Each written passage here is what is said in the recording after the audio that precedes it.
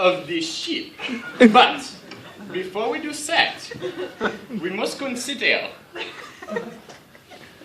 how do we learn? That's what I'm asking. So what's your strategy to survey the damage to the ship? Well, my colleague Reddish and I suggest a modern pedagogical approach grounded in cognitive theory. We first help the ship to see which parts function properly. Then we show it which parts we need to fix. Just do your job, Bernie.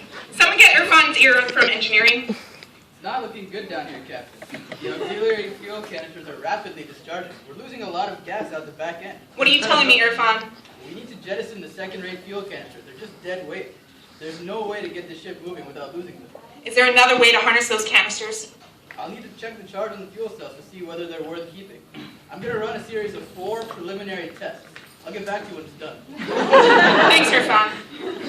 4 preliminary tests. There must be a better way. We need Martin. What's Martin doing? Get him in here. It sure is not algebra. Martin, what's your status? The navigation computer is misbehaving, so I'm running some calculations by hand. You think you can keep up with the computer? Of course, the intermediate calculations are basically obvious, unless it's a hopeless failure. I mean numerically. How are you going to get the numbers out? The numerical stuff is really quite trivial. I hope you know what you're doing. Actually, I don't, but Wikipedia always does. Next time we talk, I need to get a heading. Get me Hoffner on the comm. What is it, Captain? My display says there's a leak down there. No one has been able to leave Evans Bay, compartment 3. They're almost out of oxygen. Well, I don't want to interrupt what they're doing. Maybe give them another 10 minutes. Hoffner! Death is knocking at the door for these cadets. We need to get them out in time. I'm sure they'd like the opportunity to ask Death a few questions. Do something about Hoffner. They can't breathe. Whoa! Did you feel that lurch? My display is showing a clear leak in the pipeline.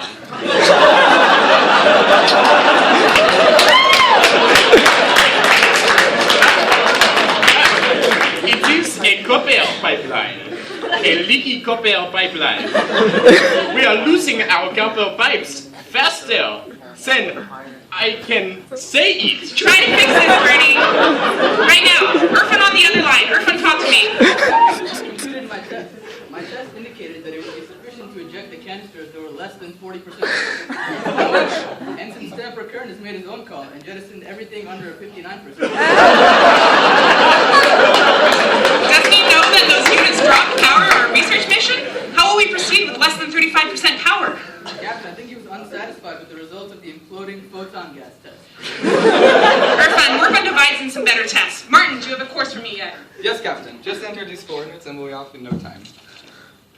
Martin, something looks strange here. Are you sure this course is correct? Absolutely. If it doesn't make sense now, just stare at it for a little while.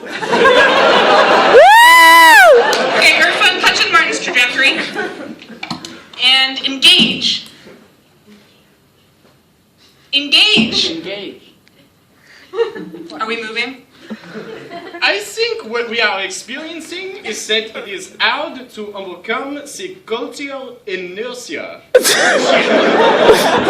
Martin, how did you get these results? Where's the algebra? Where's the units? It's not all that enlightening, so I just skipped to the answer. It looks like we're slowly moving forward at about 0.8 knots. What? Knots? Martin, did you lose a factor of C somewhere? No, it's not pedagogy. Try it again. All right, Captain Takizawa. Looks like we're on our way out of here. All right, men, thanks for your help. You're free to go. Sheesh, after 30 years of service, the ship never seems to run smoothly.